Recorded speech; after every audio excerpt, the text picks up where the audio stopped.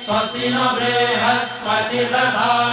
ओम शांति शांति शांति। तेल के मर्दन से वायु तत्व शांत हो जाता है, तन के साथ साथ मन भी स्वच्छ हो जाएगा, ताकि राजा सदा उचित मार्ग को चुने और धर्म का पालन कर सके।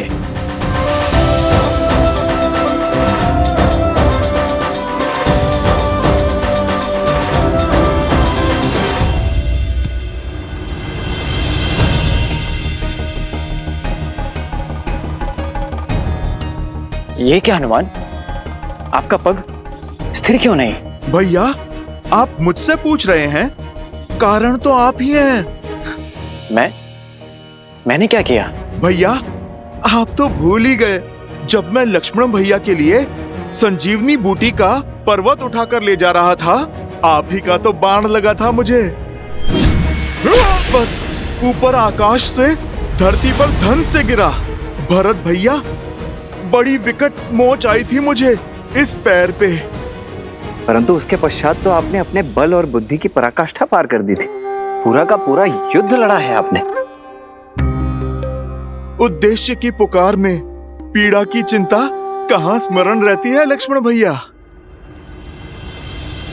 आपके पग को भी तेल मर्दन करवाना पड़ेगा हनुमान। भरत भैया, आपका विचार तो बहुत अच्छा है, मेरी भी यही इच्छा थी। उचित है, मैं आपको वेधशाला भिजवा देता हूँ। भरत भैया, उसकी आवश्यकता क्या है? इतना तेल प्रभु को छूकर व्यर्थ जा रहा है। यही उपयोग में मैं ले लेता हूँ। तेल का तेल, उस पे प्रभु के स्पर्श का मेल, स्वर्ण पे सुहागा।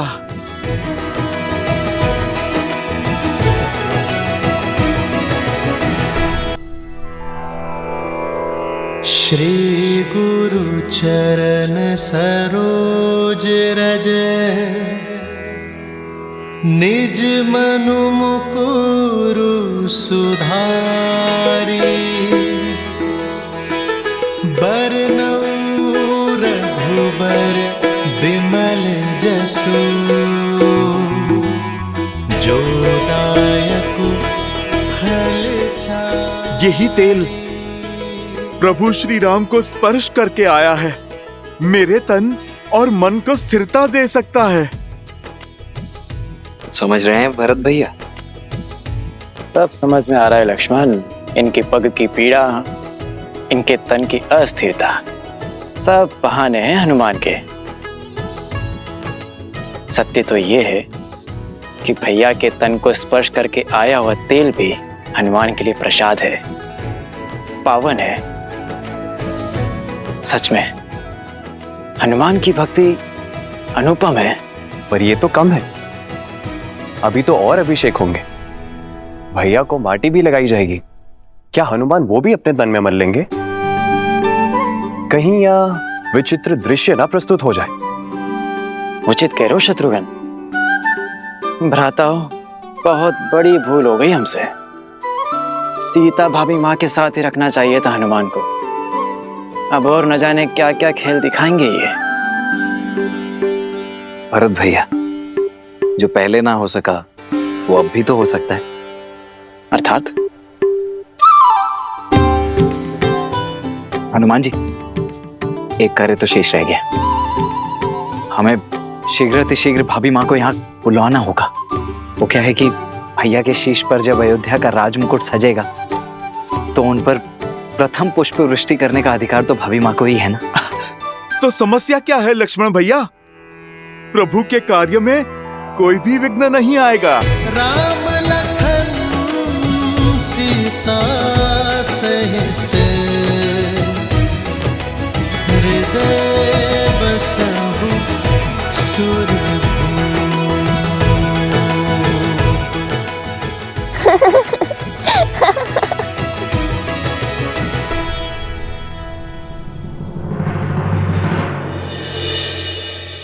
क्या हुआ देवी? इस शुभ अवसर पर महर्षि पराशर के गंभीर मुखमुद्रा का कारण सोच रही हूँ। कदाचित उन्होंने नक्षत्रों और नियति की चाल को पढ़ लिया है। स्त्री के सम्मान का प्रश्न है महादेव। मुझे सीता को दिव्य सिंदूर रूपी अस्त्र जाकर देना ही होगा। माता, दिव्यता का सिंदूर से क्या संबंध? सिंदूर ना केवल माथे पे लगा लाल रंग है और ना ही किसी स्त्री के विवाहिता होने का प्रतीक। स्त्री अपने मांग में सिंदूर के साथ विवाहित जीवन के सुख, समृद्धि और स्वास्थ्य के रंगों को भी भरती है।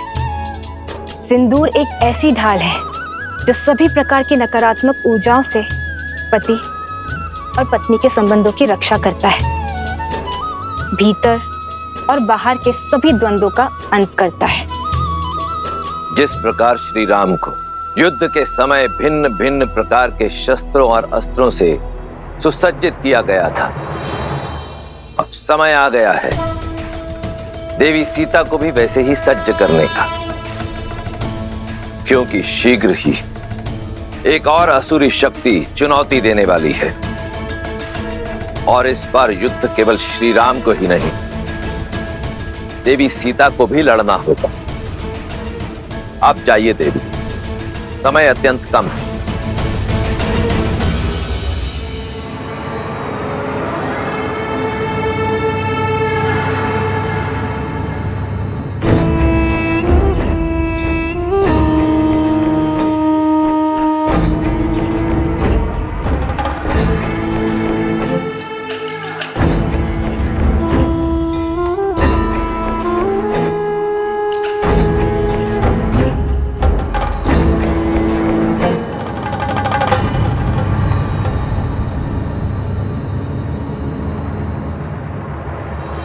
अद्भुत, अप्रतिम है ये सुंदरी। इन पर मोहित होकर क्या पाप कर लिया मेरे भाई रावण ने। प्रणाम ऋषिवर। सुखी रहो।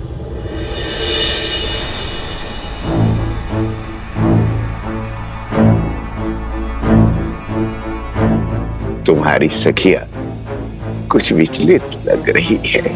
हाँ ऋषिवर, इन्हें कुछ विचित्र स्वर सुनाई दे रहा है, किंतु मुझे कोई अनुभव नहीं हो रहा। अद्भुत। ब्रह्मांड में निरंतर अनेक ध्वनियां गूंजती रहती हैं। शब्दों और विचारों की तरंगे उठती रहती है। दुर्भाग्य होता है उन लोगों का जो उसे सुन नहीं पाते। कोई बात नहीं,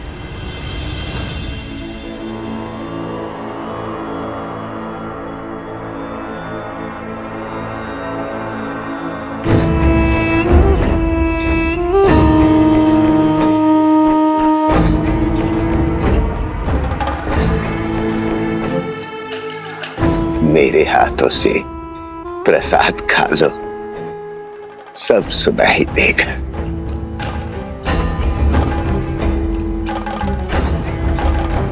लो।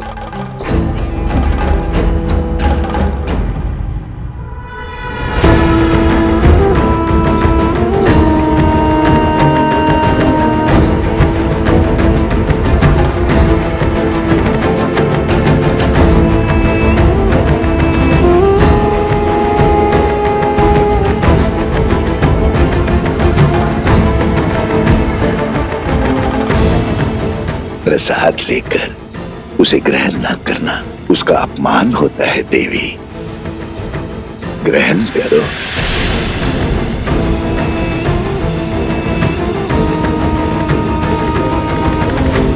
क्या हुआ, कोई संदेह? संदेह नहीं, समर्पण है ऋषिवर। श्री राम के राज्याभिषेक के लिए मैंने व्रत रखा है। आज राज्याभिषेक के बाद ही मैं छठी पूजन का व्रत खोलूंगी। क्षमा कीजिएगा ऋषिवर,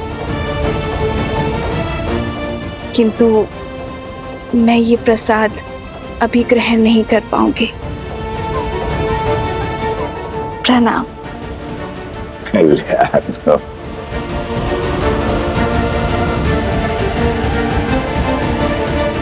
कल्याण हो।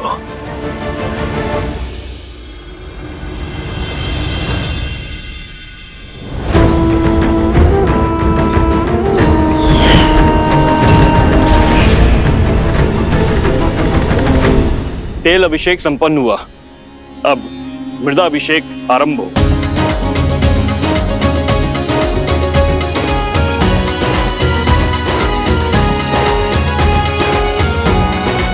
पर्वत पर देवताओं का वास होता है, इसीलिए पर्वत शिखर की माटी को राजा के मस्तिष्क पर लगाने से राजा की बुद्धि भी देवताओं की भांति तीव्र और दयालु होती है।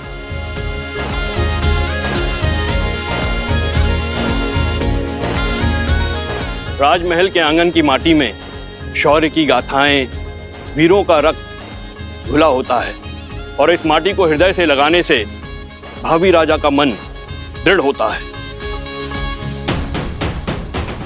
जिसके मस्तिष्क में दृढ़ता हो और हृदय में दया हो, वही राजा प्रजा की सेवा कर सकता है, उसे संतान की भांति पाल सकता है। जय श्री राम, जय श्री राम, जय श्री राम, जय। अच्छा हुआ लक्ष्मण, हनुमान को सीता भाभी माँ को लेने भेज दिया, अन्यथा हनुमान तो यहाँ माटी स्नान कर रहे होते अभी।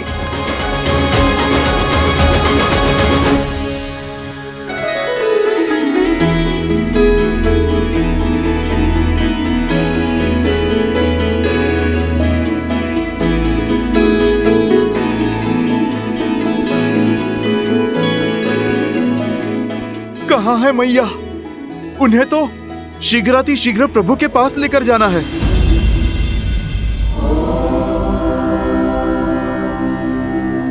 जगत पूजे, जगत वंदे, सर्वशक्ति स्वरूपिणी पार्वती देवी नमः।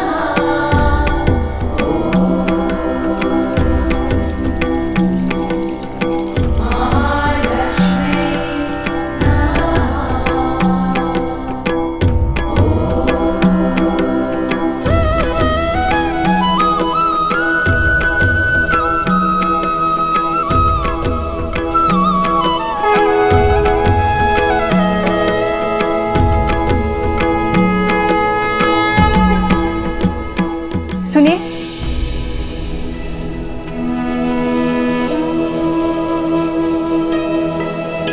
जी ये आपके लिए है देवी।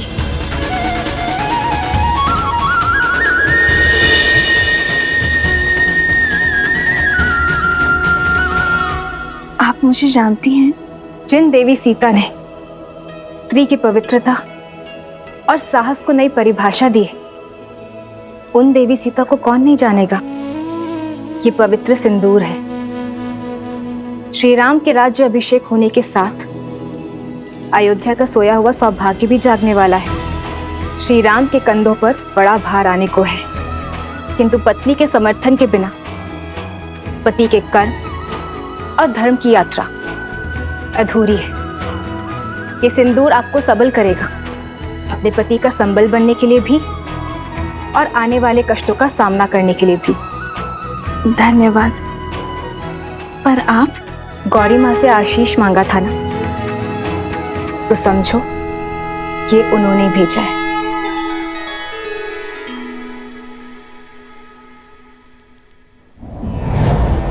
सर्वमंगल मांगल्ये शिवे सर्वार्थ साधिके शरण्ये त्र्यंबके गौरी नारायणी नमोस्तुते, नारायणी नमोस्तुते।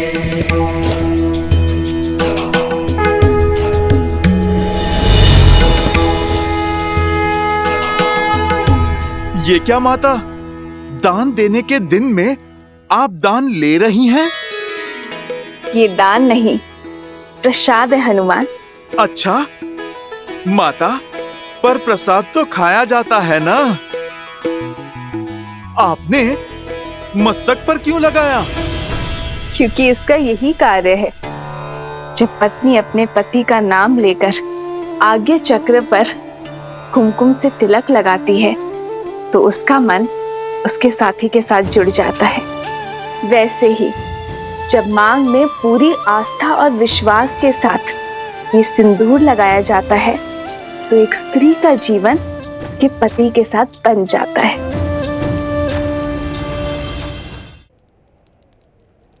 माता, ये तो बड़ा कठिन विवरण है। समझो, इसे अपने मस्तक पर धारण करने से श्री राम की आयु बढ़ती है, मन में उनके लिए प्रेम बढ़ता है और समाज में उनकी प्रतिष्ठा। क्योंकि मेरे मन में केवल श्री राम है।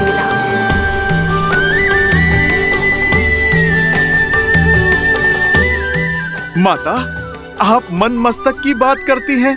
इस भक्त के तो रोम रोम में प्रभु राम के लिए प्रार्थना उठती है माते।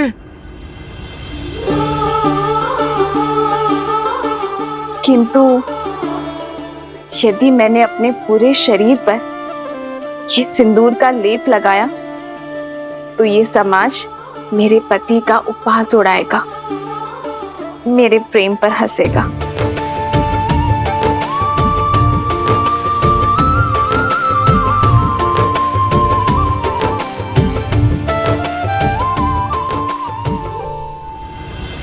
पंचगव्य अर्थात गौ माता से प्राप्त 5 उत्पाद दुग्ध, दही, घी, गौमूत्र और गौमेह, इन 5 के स्नान से संपूर्ण देह शुद्ध हो जाती है और पृथ्वी तत्व भी शांत हो जाता है, क्योंकि गौ माता ही पृथ्वी का अन्य रूप है।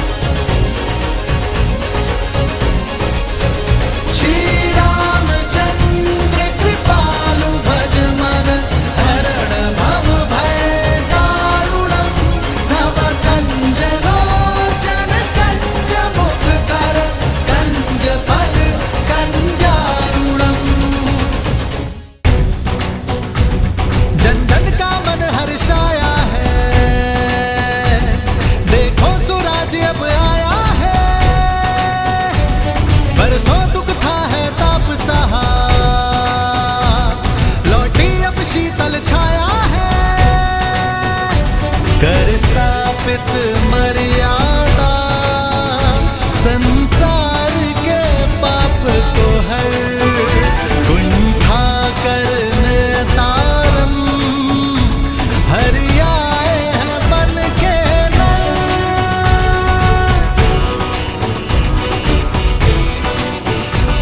आज दिल पर रखो भगीरथ वंशी दशरथ नंदन श्री राम, बैठे हैं आज सिंहासन पे, शत शत है तुमको प्रणाम। जन जन गाए ये मंत्र स्वास्थ्य के शुभ दिन आए हैं। संग सिया लखन और बजरंगी, शत्रुघ्न भरत बन के बंदी, प्रजा गुरुजन मात का मान बढ़ा, अब अवध के इंद्र विराजे हैं। नवदेव या संत ऋषि सब गाए मंगल गान, सरयू का गर्व बढ़ा, लिए राज मुकुट श्री राम। सियावर रामचंद्र की, सियावर रामचंद्र की, सियावर रामचंद्र की, सियावर रामचंद्र की।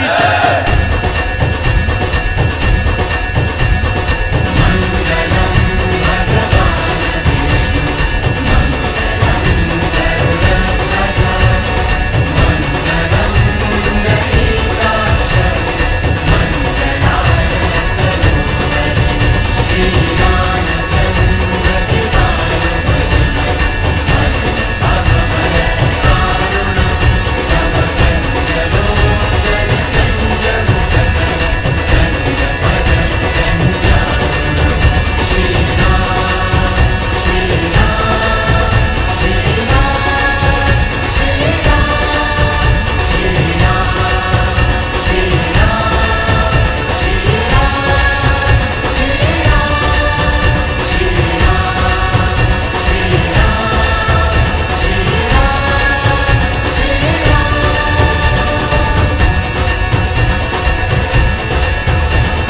राज्य अभिषेक लगभग संपन्न होने वाला है, पर मेरा हनुमान नहीं दिखाई दे रहा। कहाँ है हनुमान? लाल देह लाली लसे अरुधरि लाल लगूर, वज्र देह दानव दलत, जय जय जय कपीसु हनुमान।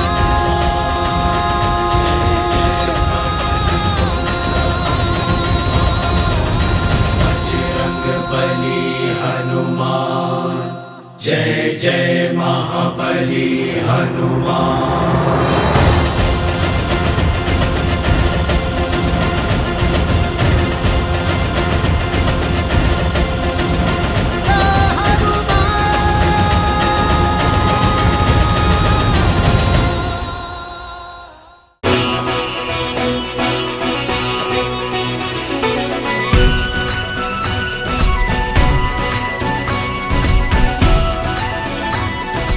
सियावर रामचंद्र की, सियावर रामचंद्र की, सियावर रामचंद्र की, सियावर रामचंद्र की।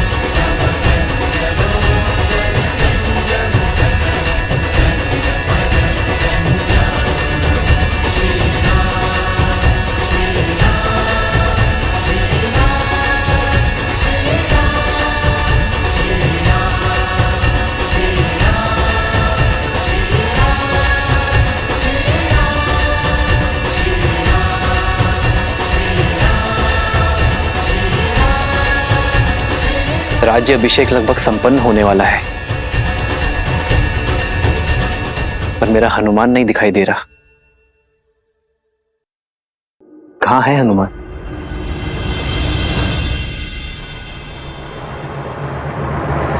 लाल देह लाली लसे अरुधरि लाल लगूर, वज्र देह दानव दलत, जय जय जय कपीसु।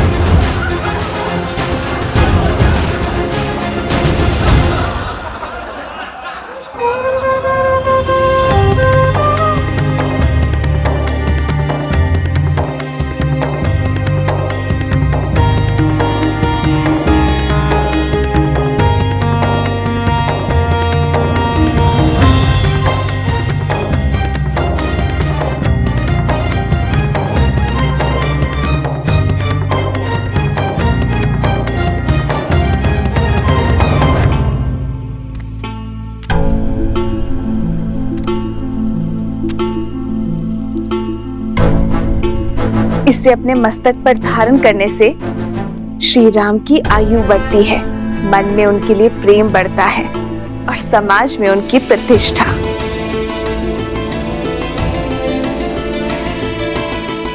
माता, आप चिंता ना कीजिए। ना मुझे किसी के ठाठ से अंतर पड़ता है और ना ही उपहास से। मेरे लिए मेरे प्रभु का जीवन, उनका सम्मान, उनका मुझसे प्रेम महत्व रखता है।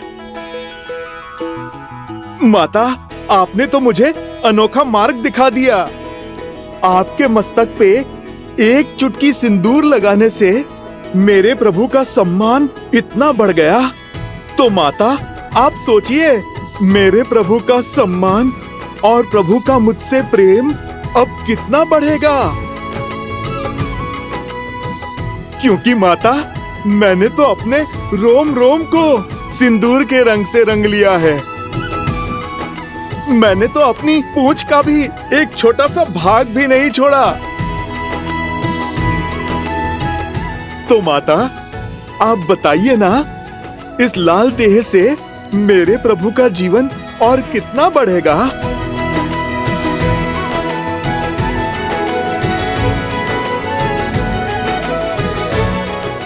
तुम्हारा प्रेम, तुम्हारी श्रद्धा, समर्पण अनंत है, अमर है हनुमान।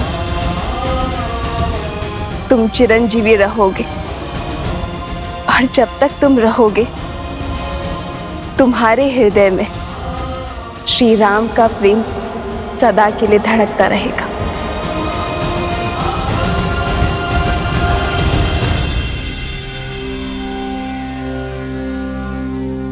श्री गुरु चरण सरोज रज,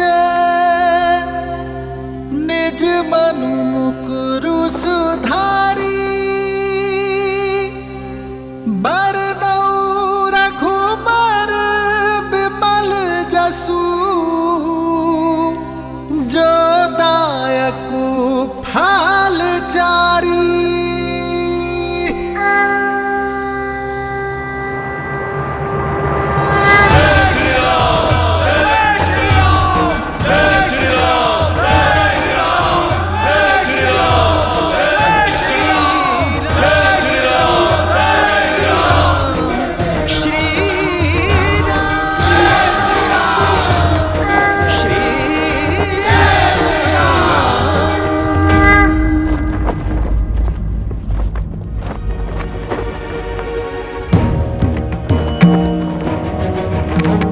इस राज्य अभिषेक के समय की कुंडली में यह स्पष्ट है कि एक महाअसुरी शक्ति अयोध्या में प्रवेश करने वाली है।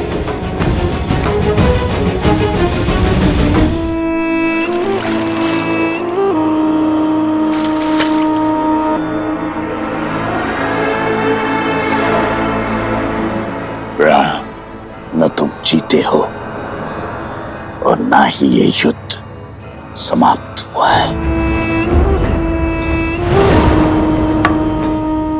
युद्ध तो अब पूरी तरह आरंभ हुआ है।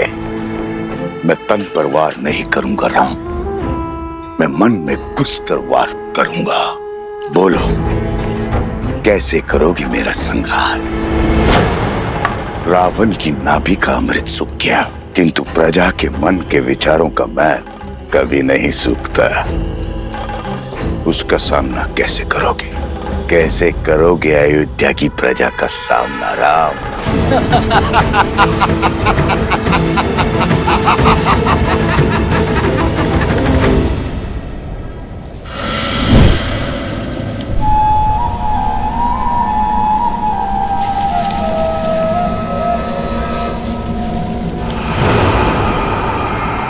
भूल हो गई मुझसे, जो आपसे सहायता की आस कर बैठी मैं, आपके द्वार पर प्रतिशोध की भिक्षा मांग बैठी मैं। अपने हाथ पे हाथ धरे देखते रहे और वहां राक्षस राज्य का अंत करने वाला वो राम, उसका राज्य अभिषेक हो गया। पराजय है ये आपकी।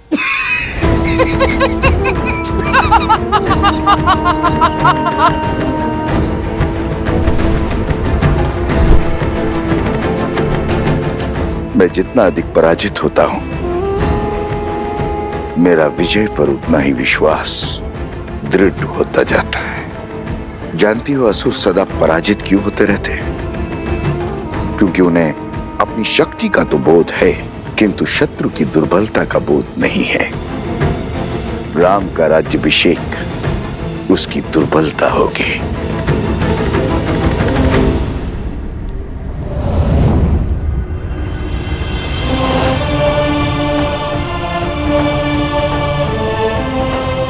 प्रणाम आचार्य। प्रणाम महर्षि। राज्य अभिषेक की कोटि कोटि बधाई हो अयोध्यापति, किंतु हर बधाई के साथ एक चुनौती जुड़ी होती। आपने पापियों का संहार तो किया, पाप का नहीं। दशानन को मारा, मगर उसकी सोच को नहीं। पाप की सोच एक ऐसा छलिया है जो बार बार स्वरूप बदलकर सामने आता और प्रहार करता। मैं वार करूंगा तो राम प्रतिकार करेगा। मैं युद्ध में विश्वास नहीं रखता। मैं 1000 छोटे छोटे घाव में विश्वास रखता हूं, और वो घाव मैं उसे नहीं दूंगा, उसके अपने देंगे। और जब घाव अपने देंगे तो लाचार होगा और पीड़ा भी अधिक होगी। अर्थात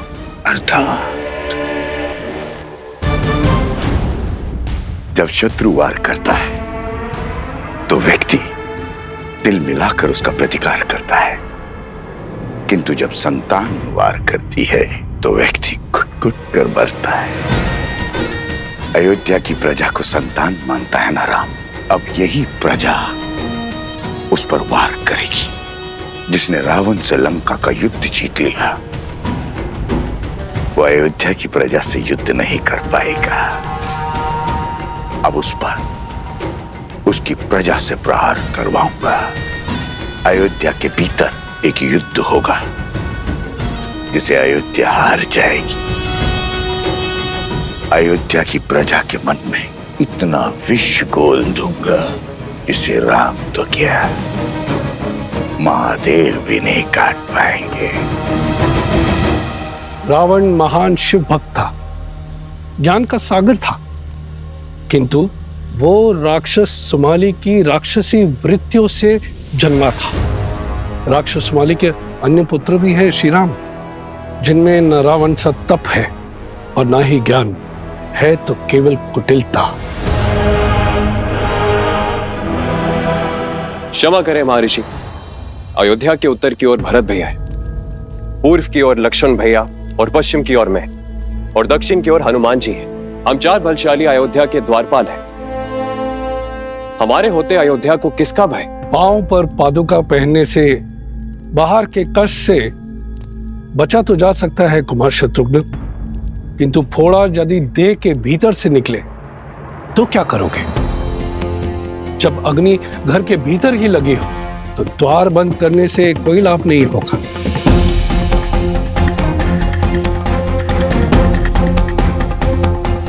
रावण के पापों का अंत तो हुआ है, लेकिन उसकी सोच का नहीं। जो विपदा आने वाली है उसके अस्त्र तलवार या भाले नहीं, असत्य, लोकवाद, झूठी निंदा, ये सब उसके अस्त्र है।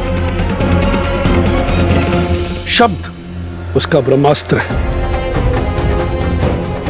संसार का नियम है, अगर कोई भी असत्य बार बार कहा जाए, किसी की झूठी निंदा बार बार हो, तो वो सत्य लगने लगता है। और ये मनुष्य के स्वभाव की प्रवृत्ति है कि सत्य सामने होते हुए भी वो असत्य की ओर आकर्षित हो जाता है। हर मनुष्य के भीतर छिपी बैठी है असंतोष की अग्नि, इस अस्त्र को विस्फोटक बना देती। जब तक उन्हें मेरी योजना का आभास होगा, तब तक मैं उनका स्वर्ग रूपी संसार भस्म कर चुका हूंगा। मुझे आपकी रणनीति पर बिल्कुल भी विश्वास नहीं है। रावण भैया की शक्ति और साहस का 100वां अंश भी नहीं। अपने शत्रु से 2-2 हाथ करने की स्थान पर जुआरियों की भांति कुचक्र रचना से अंत नहीं होगा उस राम का। शांत प्रिय बहन, शांत। मैं जानता हूं कि तुम्हें मेरी शक्तियों पर संदेह है, इसलिए तुमने अपनी सहायता के लिए किसी और को भी बुलवाया है। कौन है वो? हाँ, मैंने सहायता के लिए निस्थल के राजा भस्कर्ण और उनके पुत्र संहादमन को बुलाया है।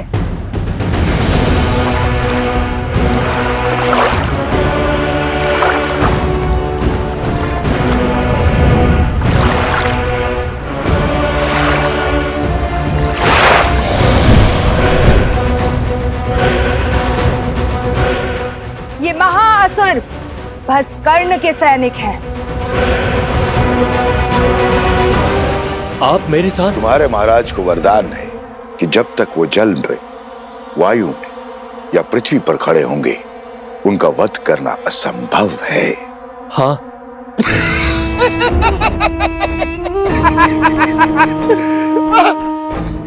जाओ करो युद्ध, किंतु एक बात स्मरण रहे, राम पर विजय केवल सहस्त्र रावण पा सकता है।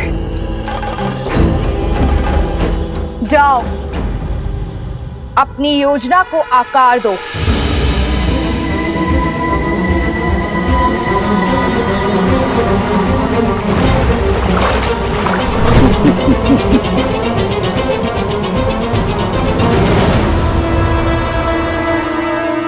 शूर्पणखा, सच है क्या और भ्रम क्या है, ये प्रश्न सदा से अमर खड़ा है। सहस्त्र मुखों की सहस्त्र बातें, इनसे भला कौन लड़ा है। आप यही गाते रहो और मैं अपना कर्तव्य निभाती हूं।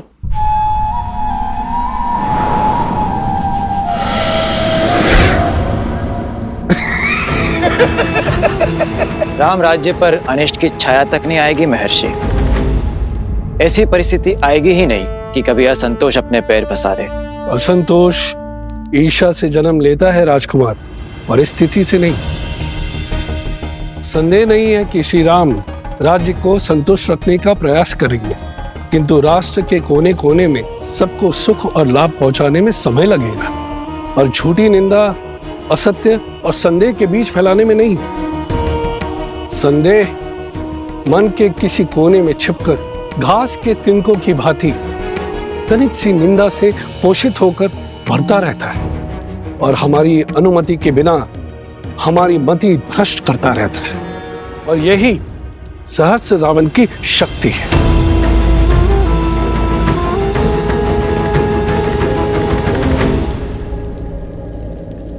मैं राजनीति नहीं, भविष्य जानना चाहता हूं महर्षि।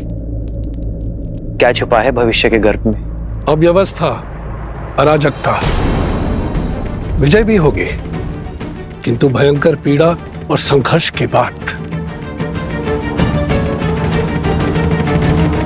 मानव जीवन तो है ही दुखों और संघर्षों का सागर, इससे भय क्या? मैं तो अयोध्या के विषय में पूछ रहा हूं महर्षि। मैं भी अयोध्या के विषय में ही बता रहा हूं राजन।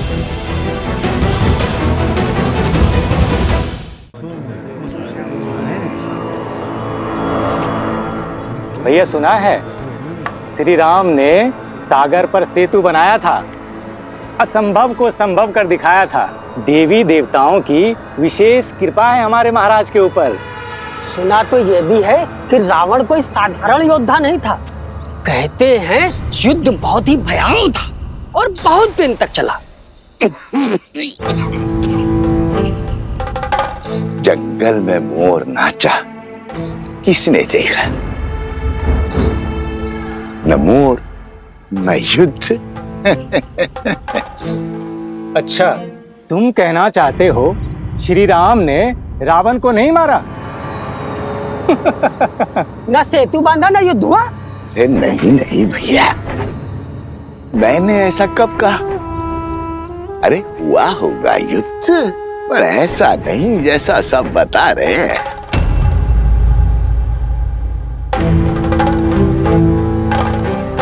सागर तो पर्वत निगल लेते हैं, और उस पर यदि रावण इतना बलशाली था, 10 लोगों का स्वामी था, तो क्या वो सागर पर पुल बांधने देता?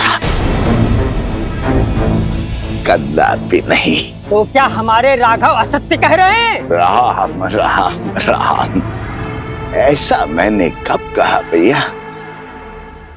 अरे श्री राम गए होंगे लंका और रावण को ललकारा होगा, और रावण भी आ गया होगा रणभूमि में, और श्री राम ने एक बाण से उसका वध कर दिया होगा।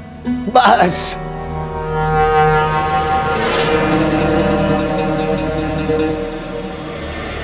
हो सकता है ये सब कथा वानरों ने बनाई हो। ऐसे ही बात का पतंगड़ बना दिया होगा। सत्य वचन भैया, सत्य वचन। ये कहानी अवश्य वानरों ने बड़ी बनाई है। श्री राम तो रघुकुल वंशज है। सोचा होगा श्री राम की यश की गंगा में हाथ धो लेते हैं।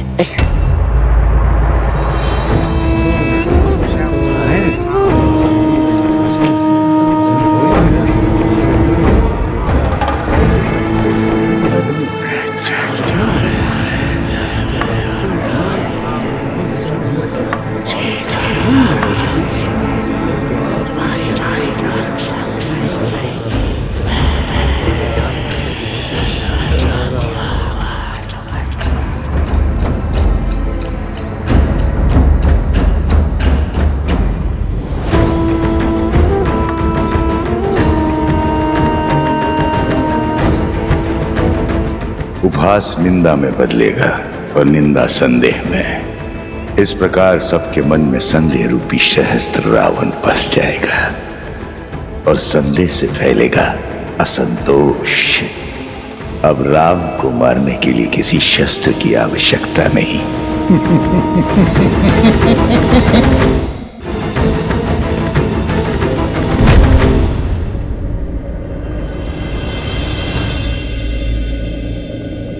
अरे क्या हुआ? तुम सब इतने विचलित क्यों हो? राज्य में विचित्र सी बातें फैल रही हैं कि हम युद्ध की अनुचित कथाएं बता रहे हैं, असत्य कह रहे हैं। आप ही बताइए, हम प्रभु श्री राम के शौर्य का झूठा वृत्तांत क्यों सुनाएंगे? क्या आपकी वीरता कोई गाथा है? अर्थात पाप ने अपने पग पसारना आरंभ कर दिया है। कौन है जो इस असत्य का डंका बजा रहा है? मुझे उसे खोजना ही होगा।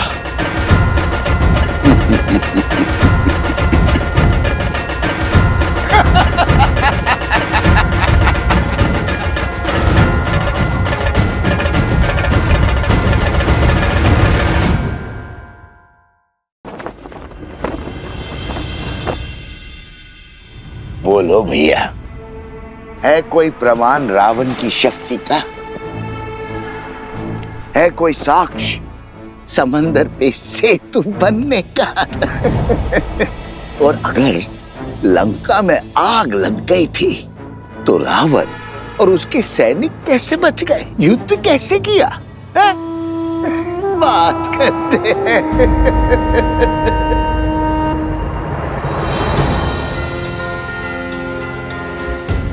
प्रभु श्री राम के यश को घटाने का प्रयास करने वाले पापी, तेरा शीश इस धड़ पे रहने के योग्य नहीं है।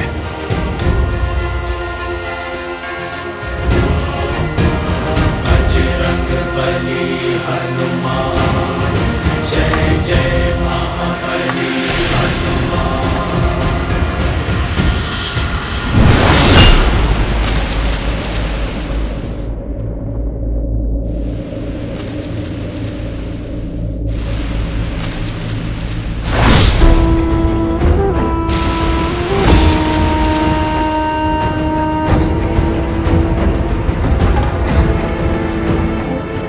बचाओ, ये वानर मुझे मार रहा है। अरे बचाओ, बचाओ, ये वानर मुझे मार रहा है। ये कैसा दुस्साहस है? ऐसे किसी को कैसे मार सकता है ये वानर? अयोध्या वासियों, देखो भैया, देखो किस निर्दयता से ये वानर मुझे मार रहा है। बचाओ, रक्षा करो अयोध्या वासियों। ना कोई तुझे बचा पाएगा और ना तू यहां से भाग सकेगा। प्रभु श्री राम की निंदा करने वाले, इस हनुमान से बच के तू कहां जाएगा?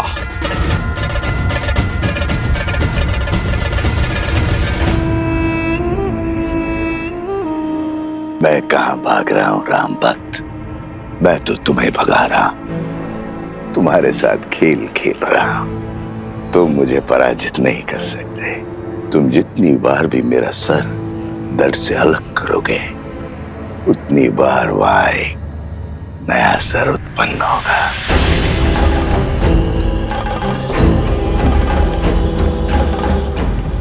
अरे देखो भैया, देखो कैसे एक वृद्ध को ये वानर मार रहा है।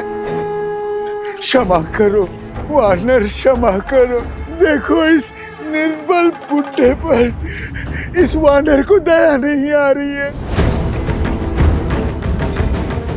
क्षमा करो, इस वृद्ध पे दया करो वानर। ये अन्याय है। श्री राम का भक्त और मित्र है, इसका अर्थ ये नहीं है कि अयोध्या की जनता पर आघात करेगा। ले चलो इस उद्दंडी को महाराज के पास, अब वही इसका न्याय करेंगे। ले चलो ऐसे, वही करेंगे न्याय। ले चलो ऐसे, वही करेंगे न्याय। इस आसुरी शक्ति की उलझन तो प्रभु ही सुलझाएंगे। जैसी आप सबकी इच्छा। चलो दिखाएंगे श्री राम को हनुमान का सत्य, और इस बेचारे को भी। अरे ये कहां चला गया? प्राण किसे प्रिय नहीं है, जरूर वो दुखियारा भाग गया होगा। पर हनुमान को नहीं जाने देंगे। हाँ चलो, ले चलो। बहुत उत्पात मचा चुका है ये वानर, लेके चलो इसे राज्यसभा में। अब श्री राम ही इसका न्याय करेंगे। तो फिर विलंब किस बात का? चलो। ले चलो ऐसे, वही करेंगे न्याय। महर्षि पराशर के कथन को गंभीरता से लेना होगा, हमें सावधान रहना होगा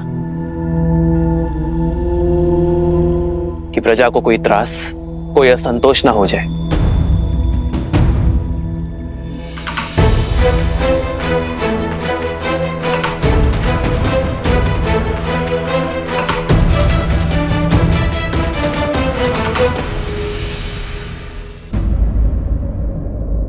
क्या हुआ? हनुमान को पकड़कर क्यों लाया गया है? प्रभु, इस वानर ने हम सभी को भयभीत कर रखा है। यही नहीं, इसके दूसरे साथी रावण से आपके युद्ध की असत्य कथाएं बता रहे हैं। असंभव। वानर भैया के विषय में ऐसा कुछ भी असत्य कह नहीं सकते। क्षमा चाहता हूँ राजकुमार, लेकिन बड़े कुटिल हैं ये वानर और दुष्ट भी। आज इस हनुमान ने उस वृद्ध व्यक्ति के प्राण लेने का प्रयास किया। न्याय कीजिए श्री राम।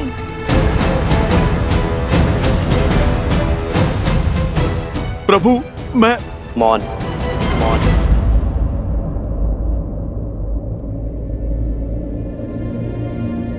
ये राम अपनी प्रजा को कभी निराश नहीं करेगा, किंतु हनुमान मेरे मित्र वानरराज सुग्रीव की प्रजा है।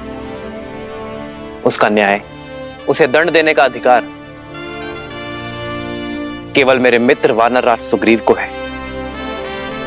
अयोध्या वासियों, वानरों की ओर से यदि किसी को भी असुविधा हुई हो तो मैं क्षमा चाहता हूं। मैं वचन देता हूं कि कोई भी वानर अयोध्या के किसी भी वासी को कोई क्षति नहीं पहुंचाएगा,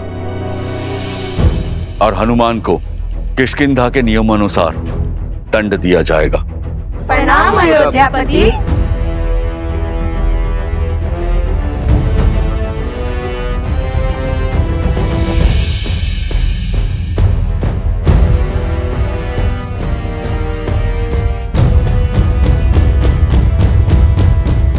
हनुमान, कौन था वो राक्षस?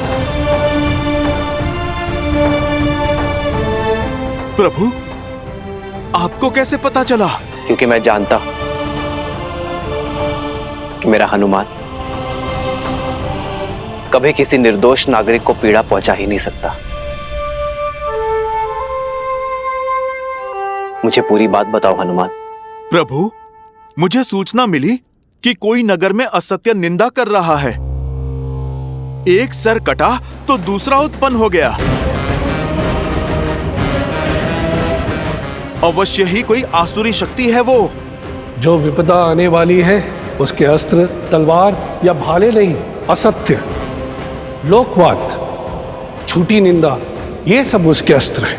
महर्षि पराशर का कथन उचित था। यह असुरी माया अवश्य ही किसी घोर संकट का कारण बनेगी।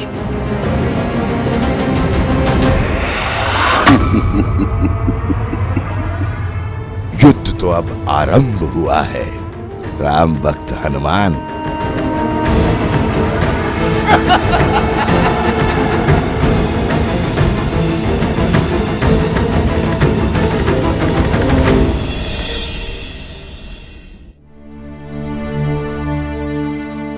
एक सर कटा तो दूसरा उत्पन्न हो गया। अवश्य ही कोई आसुरी शक्ति है वो।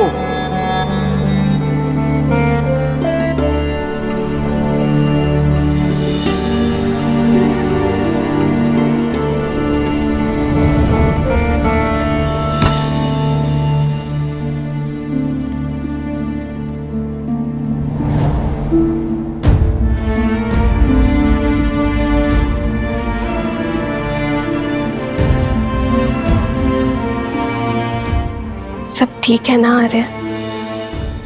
हर सुख दुख साथ निभाने का निर्णय लिया है ना हमने? चिंता नहीं चिंतन है सीते। राज्याभिषेक की सौगात के साथ राज्य का दायित्व जो मिला,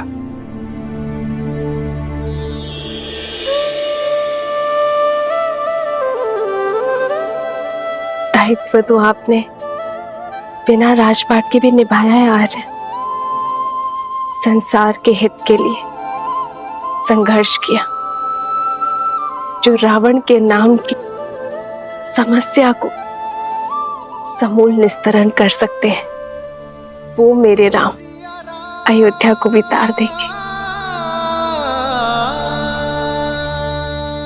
वैसे आर्य, भोजन करने से चिंतन करने की शक्ति मिलती है।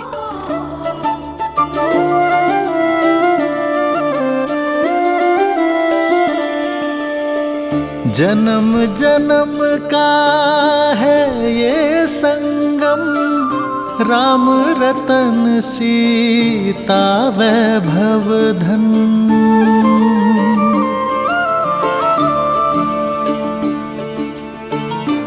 महल में आकर वन को तो नहीं भूली ना? वन का भोजन स्मरण है? राम सिया राम सिया राम सिया राम, राम सिया राम सिया राम। वो स्मृतियां तो मैं आने वाले जन्मों में भी नहीं भूल सकती आर्य। मैं तो पुनः एक बार प्रकृति की ओट में वन के जीवन का आनंद लेना चाहती हूँ।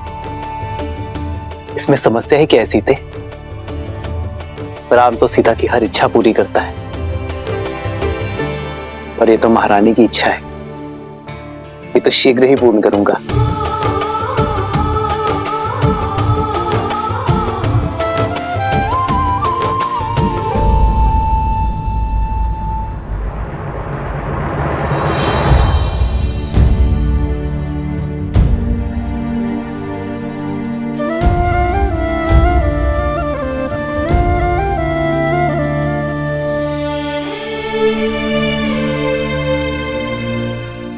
सीते, ये केसर भात तो बहुत ही स्वादिष्ट है। ये तुमने बनाया? कैसे? भात भिगोया, थोड़ा कोमल हुआ, फिर दूध में उसे धीमे आंच में पकाया। फिर जैसे ही थोड़ा पका तो उसमें गुड़, केसर और थोड़ी सुगंध डाली और फिर उसमें शुद्ध घी मिलाकर उसे धीमे आंच में। ये धैर्य ही तो इस स्वाद का रहस्य है सीते। यदि शीघ्रता में पकाती तो ये भात कच्चा रह जाता, ना सुगंध आती ना स्वाद। जीवन भी यही है सीते, चाहे संबंध हो या समस्या।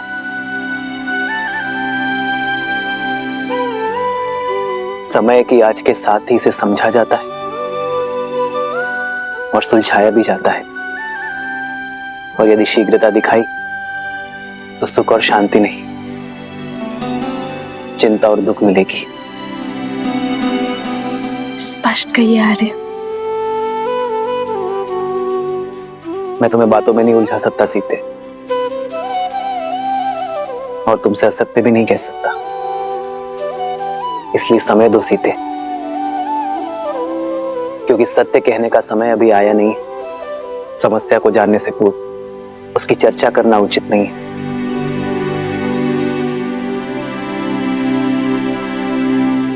तो फिर मैं आपसे वो प्रश्न पूछती हूँ जिसका उत्तर देने में आपको सरलता हो। तो बताइए, महाभोज में हनुमान और वानर सेना के लिए क्या भोजन बनाऊं? जिससे वो संतुष्ट हो। ये तो पहले से भी कठिन प्रश्न है सीते।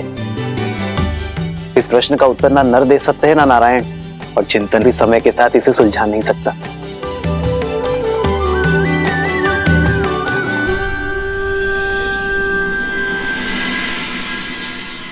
हमें प्रयास करना होगा कि किसी को धन का अभाव ना हो, और इसलिए दान नहीं, जीवन जीने के लिए रोजगार की व्यवस्था करनी होगी। दान व्यक्ति को अशक्त बनाता है, पर कार्य व्यक्ति को सक्षम बनाता है। सरयू पर बांध की व्यवस्था से अयोध्या वासियों को रोजगार भी मिलेगा और अकाल से मुक्ति भी। प्रजा और राज्य दोनों सुजलाम सुफलाम होंगे।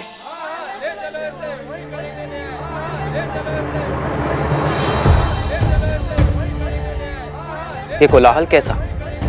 ऐसा प्रतीत होता है हमारी प्रजा है महाराज। मैं अभी सैनिकों को भेजकर शांत करवाता हूँ। राजा को शांत नहीं, संतुष्ट करना होता है सुमंत जी। प्रजा का सुख मुझ तक पहुंचे ना पहुंचे, उनका असंतोष अवश्य पहुंचना चाहिए। उन्हें भीतर बुलाइए। रक्षा करिए महाराज, रक्षा कीजिए, हमारी रक्षा कीजिए, रक्षा कीजिए, हमारी रक्षा कीजिए, रक्षा कीजिए महाराज, रक्षा कीजिए महाराज, रक्षा कीजिए महाराज। शांत हो जाइए। जो बात है निसंकोच कहिए, निर्भय होकर कहिए। हमारे प्राण संकट में है, रक्षा कीजिए महाराज, हमारी रक्षा कीजिए, हमारी रक्षा कीजिए। पश्चिम की ओर से राक्षसों ने हमारे ऊपर आक्रमण कर दिया और हमारे अनेकों भाइयों को उन्होंने मार डाला। हमारा धन दान सब कुछ लूट लिया उन्होंने।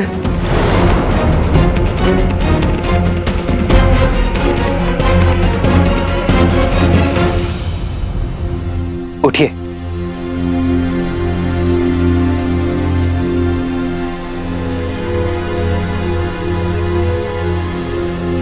कौन है ये राक्षस? क्या नाम है उसका?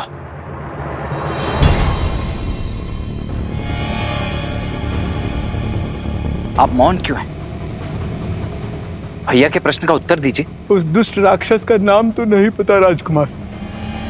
मैं जानती हूँ उसका नाम।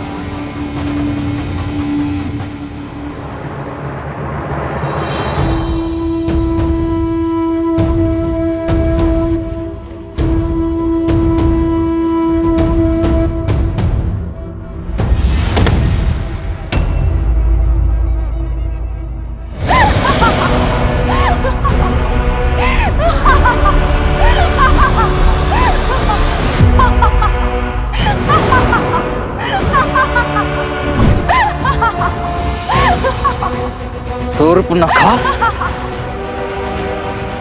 रुक जाओ लक्ष्मण। मेरे मामा भस्कर्ण ने बचाया है ये हाहाकार तुम्हारे राज्य में राम। वो भास्कर्ण जो संपूर्ण राक्षस कुल का प्रतिशोध लेंगे, हमारे खोए हुए मान सम्मान को लौटाएंगे। है बल तो आओ और लड़ो उनसे, बचा लो अपनी इस अयोध्या को।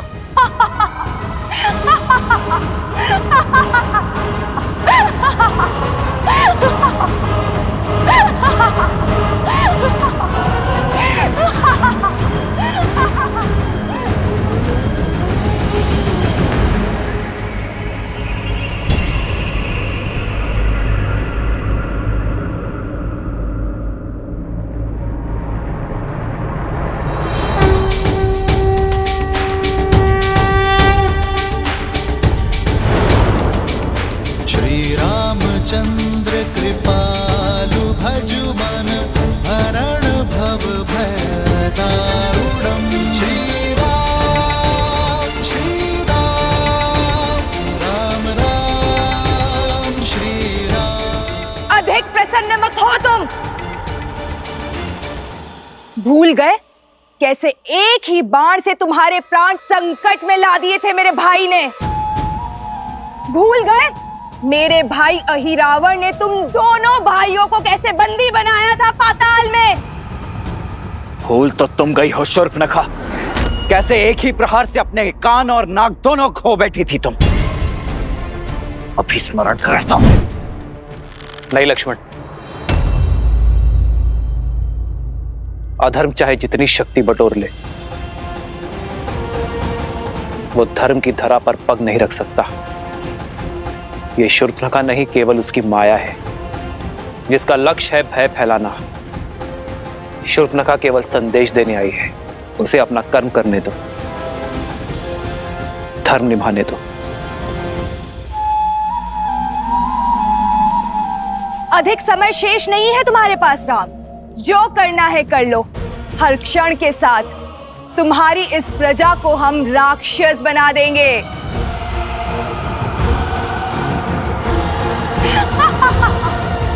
तुम्हारा कार्य पूर्ण हुआ शूर्पणखा, तुम्हारा संदेश मुझे मिल गया है।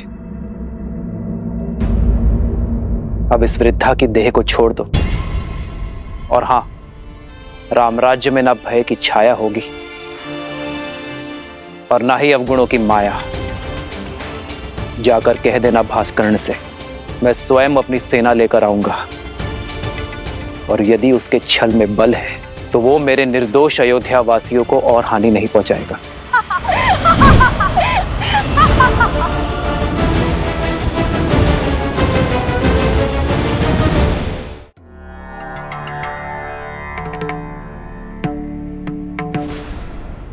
ससमुख,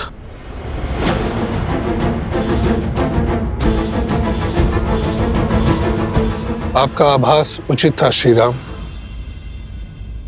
भास्कर्ण वो आसुरी शक्ति नहीं है जिसकी चिंता हमें घेरे हुई थी। आपकी चिंता का विषय सहस्रमुख रावण था। हाँ ऋषिवर, समझ रहा हूं कि उसकी काली छाया प्रवेश कर चुकी है। ये वो असुरी शक्ति है जो बाहर से नहीं भीतर से प्रहार करती है। लोक अपवाद और असंतोष उसके अस्त्र हैं। हमें अयोध्या को सहस्त्रमुख रावण के इन अस्त्रों से बचाने की आवश्यकता है।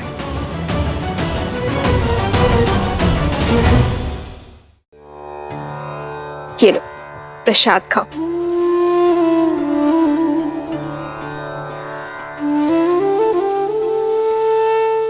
तुमने केवल मुख से ही माता नहीं कहा हनुमान, मन से भी माना है।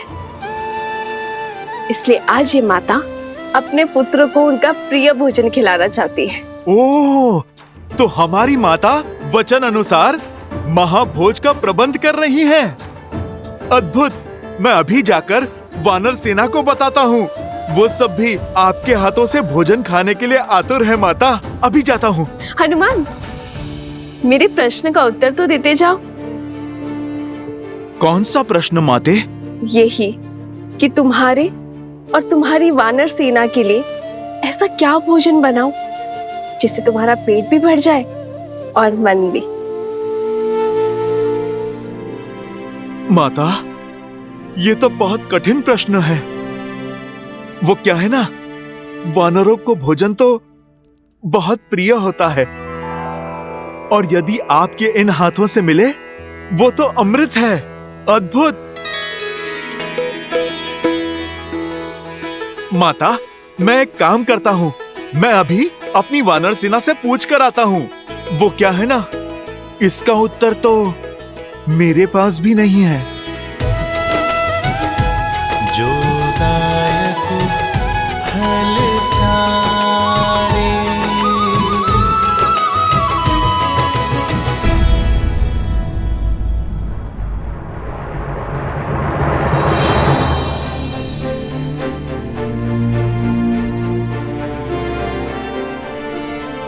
ना हमारा शत्रु सरल है और ना ही उससे यह युद्ध सरल होगा। इस युद्ध को जीतने के लिए बल से अधिक बुद्धि का प्रयोग करना होगा। शत्रु की शक्ति का भान हमें लेना होगा। किंतु महाराज, हम शस्त्र से लड़ सकते हैं, माया से नहीं। मुझे आज्ञा दीजिए भैया। वन में आने को मायावियों को धराशायी करने का अनुभव है मुझे। इन्हें भी परास्त करने का कोई ना कोई मार्ग अवश्य ढूंढ ही लूंगा मैं। लक्ष्मण, वन में आए संकट और प्रजा में छाए आतंक में अंतर होता है। सर्वप्रथम हमें इस बात का ध्यान रखना होगा कि हमारी प्रजा आतंकित ना हो।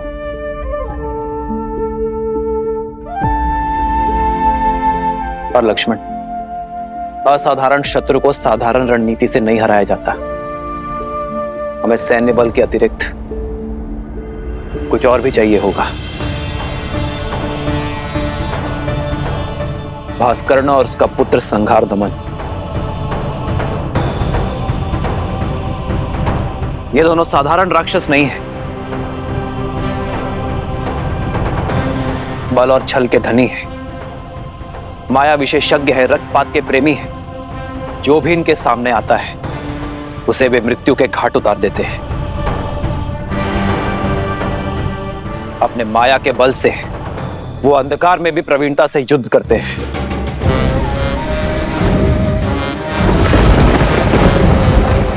ब्रह्मदेव के वरदान अनुसार भास्करण को न धरती पर मारा जा सकता है, न जल में और न ही आकाश में। भास्करण का पुत्र संघार दमन, जिसमें सहस्त्रों बैलों का बल है, जिसके सानिध्य में आठों दिशाएं, सागर का बवंडर और चक्रवात है।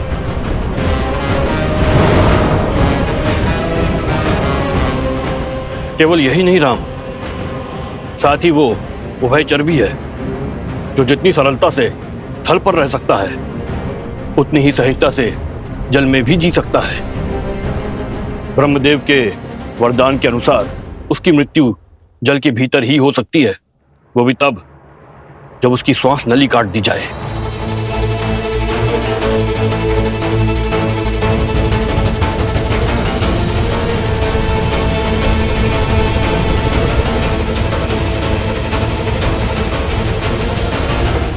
मित्र, वानर सेना सज्ज है। इस युद्ध में भी हम आपका साथ देने का सौभाग्य पाएंगे। हाँ प्रभु, इस धर्म युद्ध में हम आपके साथ हैं। आप बस आदेश दीजिए। यह आदेश का नहीं, विदा देने का समय है मित्र। मेरी वानर सेना वनवास में राम और लक्ष्मण की ढाल बनी, किंतु अब यह युद्ध केवल अयोध्या का है। आप सब अतिथि हैं। अपने परिवार के साथ महाभोज का आनंद लीजिए और आनंद होकर किष्किंधा लौटिए। महास्वराज्य की स्थापना करना ही आपका उद्देश्य है मित्र। यह युद्ध अयोध्या के राजा राम का है और इसे लड़ने का दायित्व मेरा है।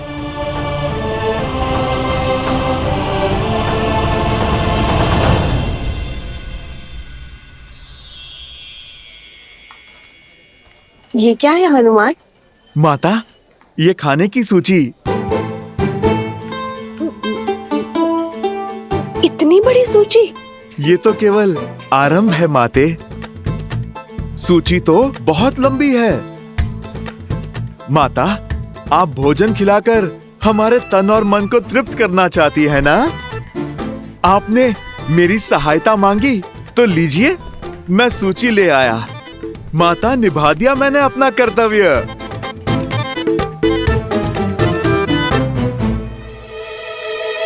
अब तो आप प्रसन्न है ना? हाँ, प्रसन्न हूँ। उर्मिला, चलो शीघ्र अतिशीघ्र भोजन बनाना आरंभ करते हैं।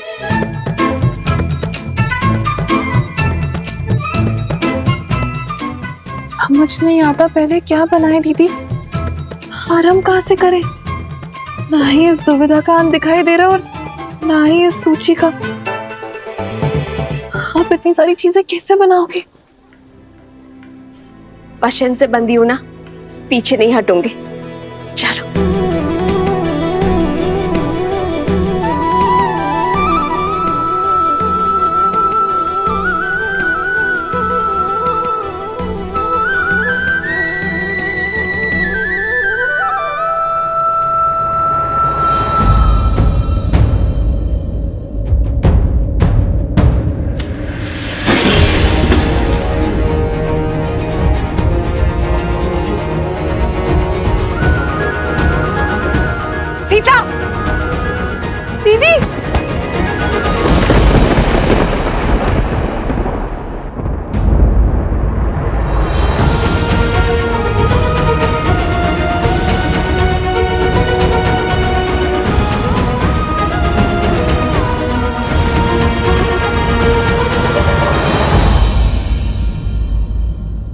यदि हमें शत्रु के बल का पूरा ज्ञान हो जाए तो समझो ये युद्ध हमने आधा जीत लिया है।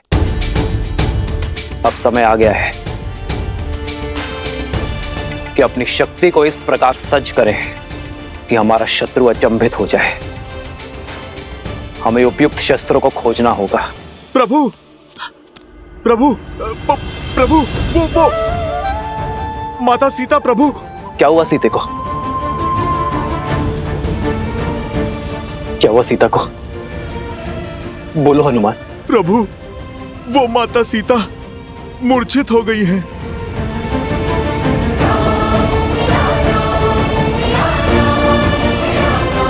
सीते,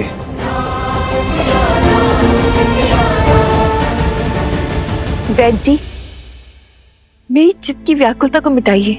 बताइए क्या हुआ है सीता को?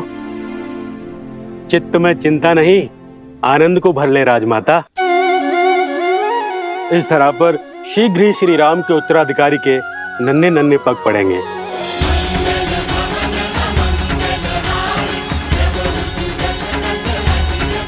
महारानी सीता रघुकुल का वंशज लाने वाली हैं।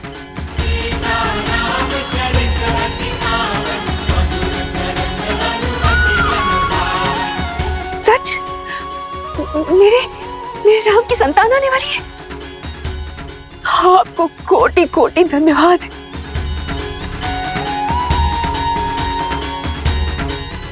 जाओ, राज आंगन का कोना कोना सजा दूंगी। मेरे राम का उत्तराधिकारी आने वाला। अयोध्या में उत्सव का शंखनाद होना चाहिए और न बधाई गीतों का नाद बजना चाहिए। जाओ जाओ, जल्दी जाओ जाओ। मेरे राम का पुत्र आने वाला है। क्या तुमने सुना? हमारे राम की संतान आने वाली है।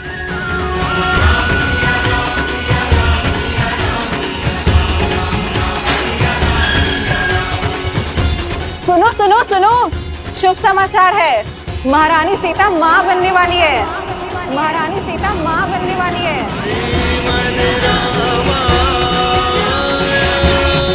सीते,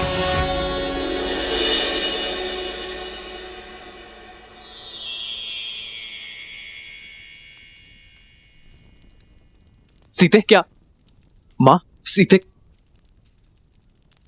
पुत्र को पिता बनने की बहुत बहुत बधाई। मंगल भवन अमंगल हारी, द्रवहु सुदशरथ अजिर बिहारी। राम सिया राम जय जय राम। राम सिया राम जय जय राम। अरे अब भावों में बहती ही रहोगी या तैयारियां भी करोगी? पूरे राजमहल और सारी अयोध्या में उत्साह और उत्सव का रंग भी तो बिखेरना है। चलो चलो सखियों। हो हर्षित रही नगर के लोगा, करहि सकल सुर दुर्लभ भोगा। अब पहले से अधिक ध्यान रखना होगा तुम्हें सीता का। इस अवस्था में पत्नी का संबल और पति का साथ उसका प्रेम ही तो होता है। अहनिसी विधि मनावत रही, श्री रघुबीर चरण रति जाही। चलिए दीदी, अब पत्नी पति को समझाएगी उसे क्या सुविधाएं चाहिए। राम सिया राम सिया राम सिया राम। राम सिया राम सिया राम।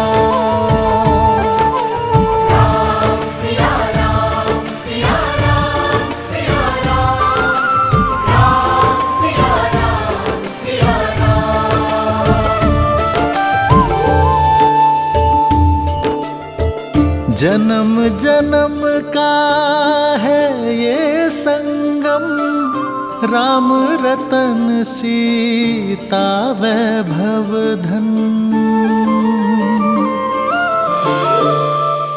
सच मांडवी, हम चाचा बनने वाले हैं।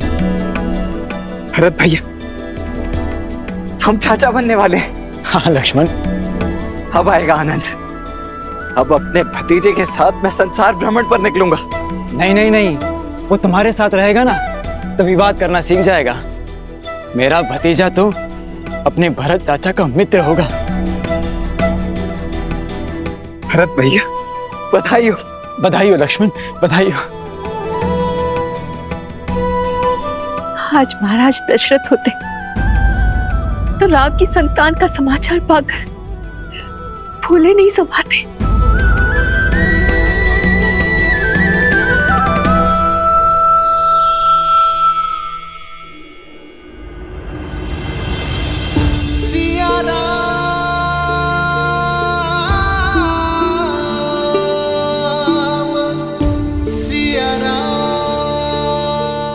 आपका मौन मुझे व्यथित कर रहा है।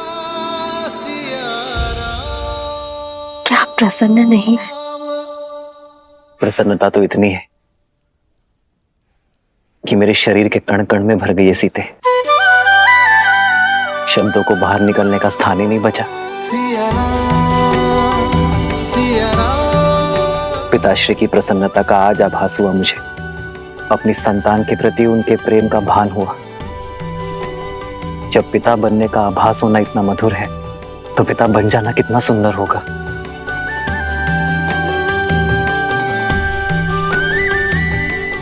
जीवन में सदा मेरा साथ और समर्पण दिया है तुमने सीते, किंतु आज उससे बड़ा उपहार देने के लिए तुम्हारा धन्यवाद। रघुकुल का कुलदीपक आने को है, ऐसे में महारानी का आहार विशेष और विशिष्ट होना चाहिए। राजमाता प्रणाम। मैया ने संसार का सबसे बड़ा सुख दिया है प्रभु को। आप उनसे कहिएगा अब वानर सेना भोज का 2 गुना आनंद उठाएगी। पुत्र तो माता की व्यथा समझ गया, किंतु क्या व्याकुल वानर सेना समझ पाएगी? सीता रसोई घर में नहीं जा सकते। 3 मास तक कोई श्रम नहीं कर पाएगी। होने वाली संतान के लिए माता का विश्राम करना अति आवश्यक है। भोजन अब वो पुण्यवासन संस्कार के पश्चात ही बना पाएगी। माता, ये तो शुभ है। कुमार और प्रभु श्री राम का भोज एक साथ हो जाएगा। और आप वानर सेना की चिंता ना कीजिए।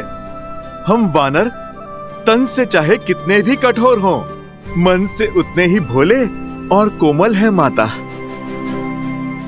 उन्हें तो मैं व्यंजन की और भी लंबी सूची बनाने में उलझा दूंगा माता। माता, प्रभु श्री राम के पुत्र के लिए उनके भक्तों को ये प्रतीक्षा भी स्वीकार है।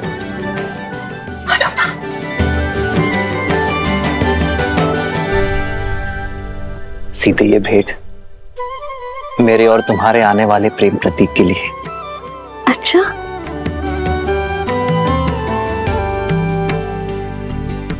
संसार में आने से पहले ही इसने आपका प्रेम भी बांट लिया। हाँ, मैंने तो बांटा है, पर कदाचित तुम मां बनने के पश्चात मेरे साथ अन्याय ना कर बैठना। संतान को लेकर स्त्रियां कई बार अपने पति के साथ अन्याय कर बैठती। वो तो है। आइए देखते हैं कि आप इसके लिए क्या लाए हैं।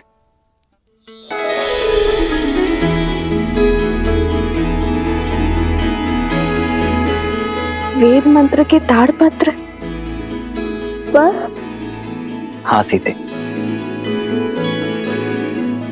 क्योंकि अपनी होने वाली संतान में धर्म के बीज बोना ही माता पिता का सबसे बड़ा कर्तव्य है। एक स्त्री को तो जीवन भर उपहार में वस्त्र और आभूषण मिलते हैं, किंतु गर्भावस्था में एक स्त्री के लिए उत्तम भोजन और ये पुस्तक ही सर्वश्रेष्ठ उपहार होता है।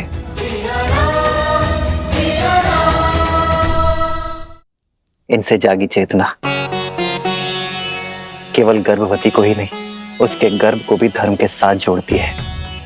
आज जो संस्कार हम अपनी होने वाली संतान में डालेंगे,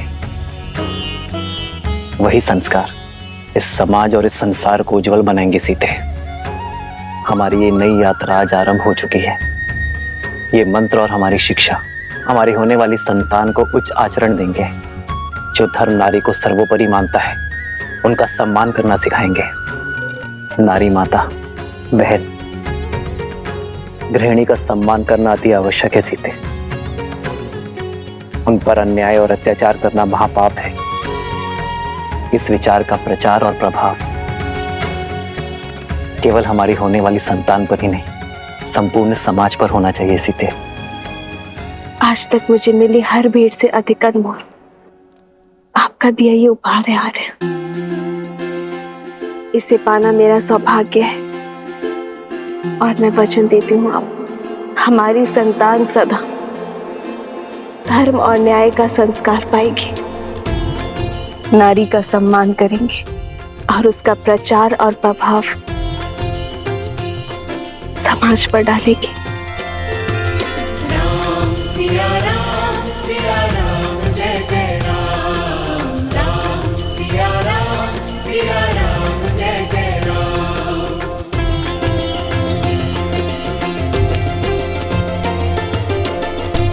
सीते, मेरे इस उपहार के बदले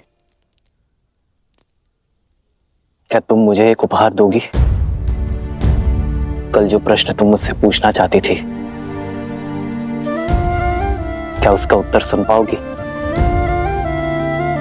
समय का खेल तो देखो सीते, जब माता ने हर क्षण मुझे तुम्हारे साथ रहने का आदेश दिया है, तभी मुझे तुम्हें छोड़कर जाना होगा। आप कहाँ जा रहे हैं आर्य? एक राजा का कर्तव्य निभाने,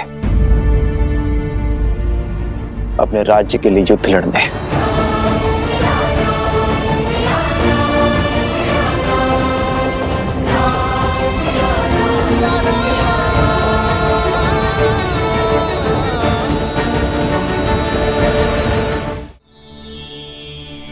सीते, रावण के मामा भास्कर ने अयोध्या पर आक्रमण कर दिया है। अपनी प्रजा की रक्षा के लिए मुझे अस्त्र उठाना होगा। जिसके पास धर्म और न्याय की ढाल हो, उसे अधर्म का कोई वार नहीं हरा सकता।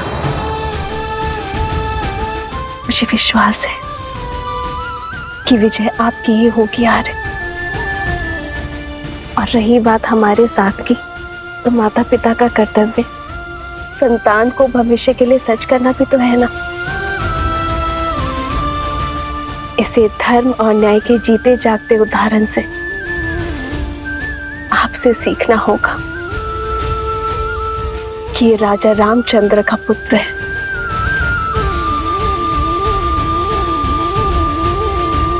जानती हो सीते, मेरा सबसे बड़ा बल क्या है?